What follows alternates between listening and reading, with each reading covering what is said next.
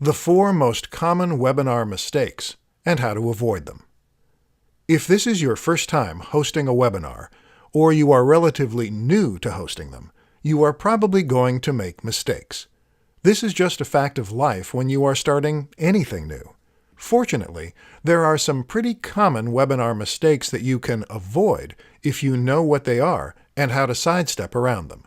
This presentation will delve into the pitfalls of webinars and help you correct or avoid these mistakes to present the best webinar possible.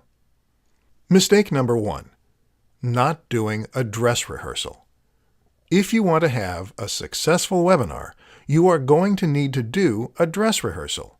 Not only do you want to hone your presentation to perfection, you also need to work out the bugs and kinks you will undoubtedly have.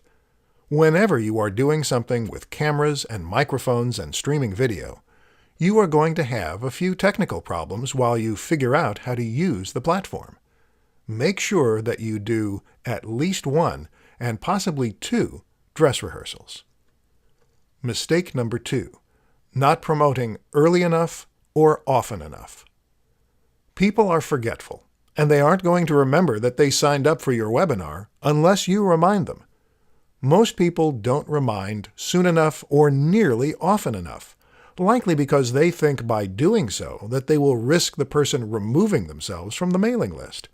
But if you want attendees, you need to remind them, and remind them often in the latter stages, the 2 or 3 weeks before your webinar. Mistake number 3. Not providing information attendees can act on. Mistake number 3 is presenting information that is just that, information. You need to present information that your attendees can actually take action with. They should have a clear picture of how to proceed as soon as they are finished getting the information. Mistake number 4. Not being engaging. Finally, the 4th mistake that people make is that their webinar is dry, boring, and not at all engaging. If you want people to remember your webinar and come back for more later on, or if you want them to sign up for a product or service that you are selling, then you need to engage them in your presentation.